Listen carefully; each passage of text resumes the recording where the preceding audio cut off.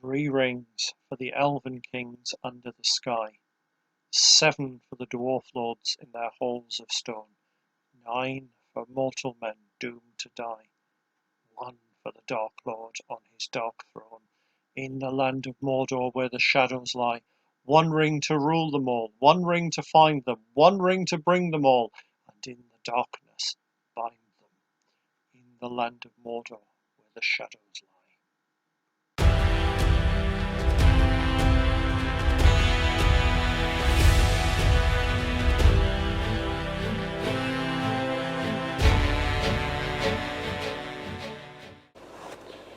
Hi, I'm James, and recently I reviewed the Lord of the Rings adventure book game.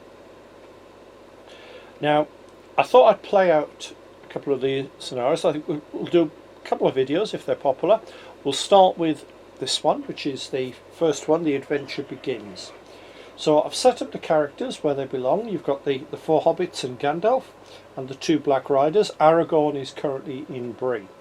Now this is my hand of cards. I've set it so you can actually see them, and over there, because I'm playing it solo, I've got the discard hand that I can swap from. So we'll explain things as we go along, but each turn, using your reference card, you can work through your actions. So the first thing is I can move a single character 0 to 2 spaces, or 2 characters 1 space. So what's my first objective? Well, my first objective is to get Frodo and Gandalf to the hearth, and Samwise has to be on the road to the Shire. So we'll use the first turn, we'll move Gandalf in. That's the move. So I'm now in the storytelling phase, and I'm not necessarily going to do the most optimum things with this, just so that you can actually see some of the options. What I'm going to do is I'm going to discard a card. Should left space for a discard pile there, and that lets me move somebody an extra space. So I'll move Frodo into there.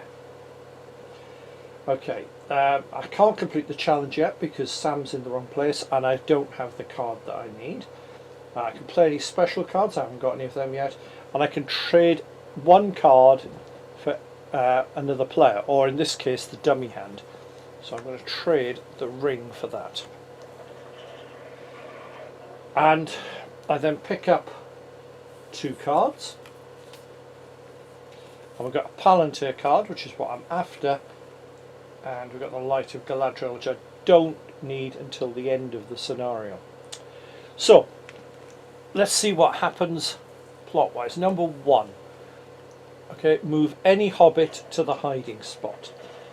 Well, at the minute that's relatively useful because I can start by getting some of the hobbits moving on. But if I ever have 2 hobbits in the hiding spot, I lose. So, okay, that's not ideal for me. So, turn 2 then. Right. Well, if I move Sam to there, that means I'm going to be able to complete the conditions. I don't like having Pippin there, so when we get into the storytelling phase, I'm going to discard the horn, I think, to move him 1 space, keeping him out of the way of the Black Riders, because the Black Riders basically follow that circle there. Okay, so I can do these in any order. So let's complete the challenge. I need to match the symbol there, so the Palantir symbol, keep it secret, keep it safe. So as a reward for completing that, I draw 1 card from the story deck, but I remove Gandalf from the game. So Gandalf is now out, put it out of the way, and I get a card from the story deck. Okay, and I can now draw the 2 cards for the end of turn. So, okay, that's not bad. I've now got all the cards I need for the next quest.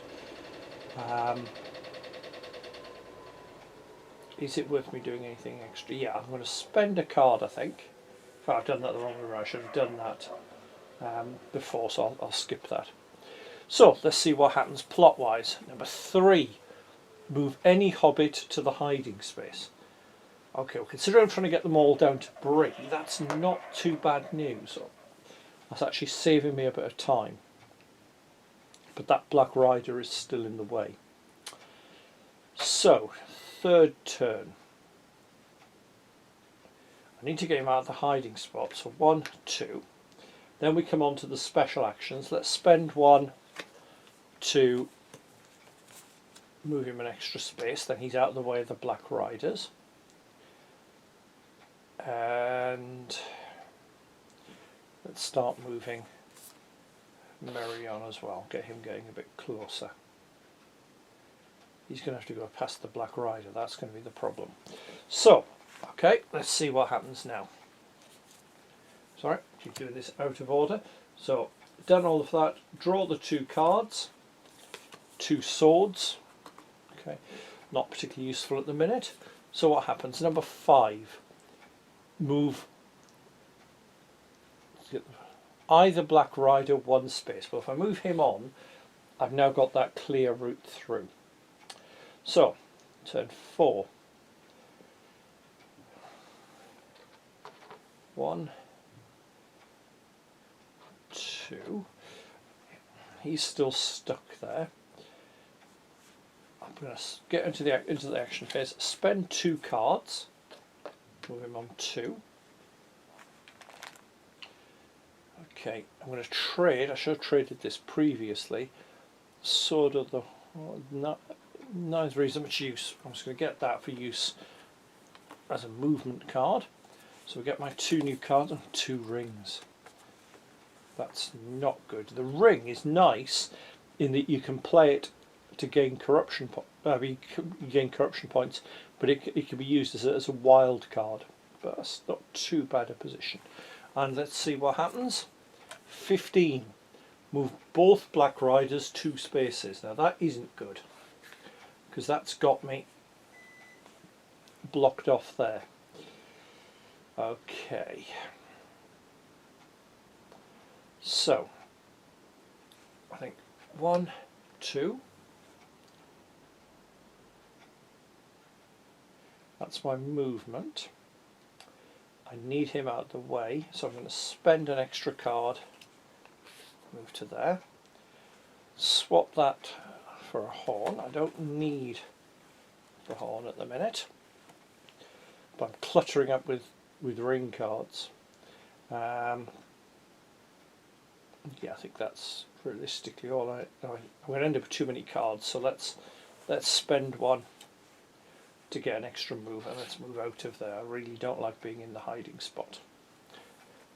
So, 2 cards. Horn and a sword. Now they're useful for that last quest, but at the minute I haven't got anything I can really trade for them. So, what happens? 2. Move a hobbit to the hiding spot. Good job I moved him out, but I've now got him there. Okay, that's helping me a little, I suppose. So, next turn. 2 move to there.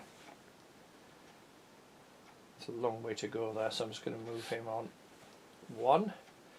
And I'll get rid of the sword that I don't need yet. Still got cards left. I'm going to spend another 2 to move them on, including a ring card, which isn't good because that ups my corruption by 1. And in the whole campaign I've only got 15 before I lose. Okay, so we can now though spend all 3 of these to complete the 2nd quest. So Aragorn now appears at the Prancing Pony, and I draw a card from the special deck. So the special deck, I've drawn Galadriel's hair.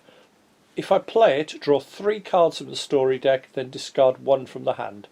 If I discard a ring card, don't advance the corruption tracker. That's quite a useful one. So, end of the turn, draw my 2 cards.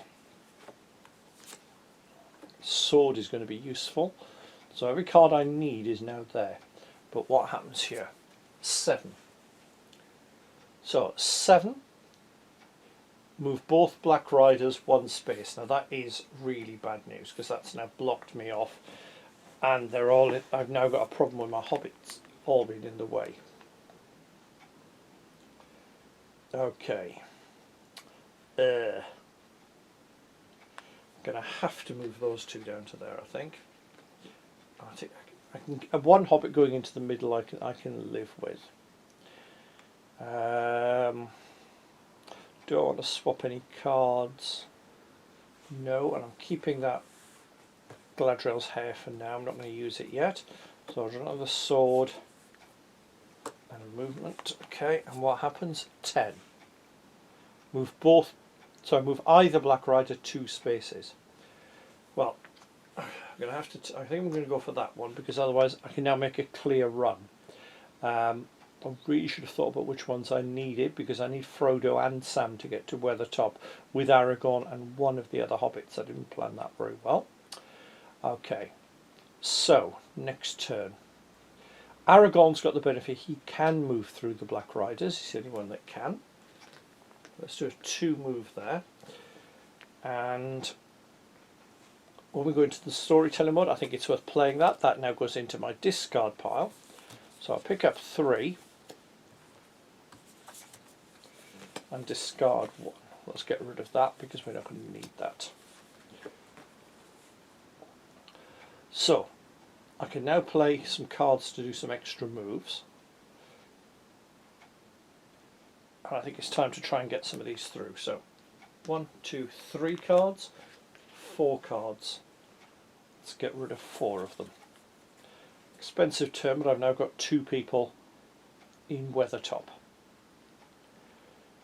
So, draw 2 more cards. Great, another ring and another ring. Okay. And what happens now? 12.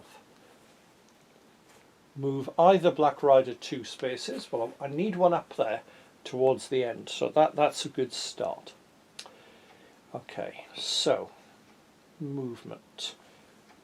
2 movement there. And I'm keeping a look at what I need there. I'm going to swap the sword. In fact, no, I'll swap the horn for that. Then I'll discard that to move an extra 1. Yep, that'll do me this turn. So 2 cards. Now, which is particularly useful, but they will come in useful for movement. And 14. Move both Black Riders 2 spaces. Well, that's good because I need the Black Rider in one of those 2 spaces to win the game. So, I don't have the cards I need at the minute. I've used the horn. I shouldn't have used the horn. I made a mistake there. Never mind. So, move of 2. And we'll spend 2 more cards to get Aragorn there as well. That means we now have everybody there. So this is looking good. Draw 2 more cards. We've got the horn. Okay. So next turn I can be swapping and completing. What happens this turn? 13. Move both Black Riders 2 spaces, which is good because I've now got one in the space I need. So my action this turn, I'm not going to move, I don't need to. I'm going to swap cards, I'm going to swap that for that. You can see that's clustered up and it's really limited my options. I can spend all 3 cards there, which means I've now completed the 3rd quest. So I've finished the 1st quest, we've now got a special card in the deck as well. We've got 1 corruption. Not a huge problem.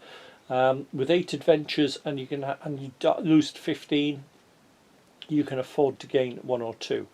So that wasn't a bad start. I think that was fairly successful.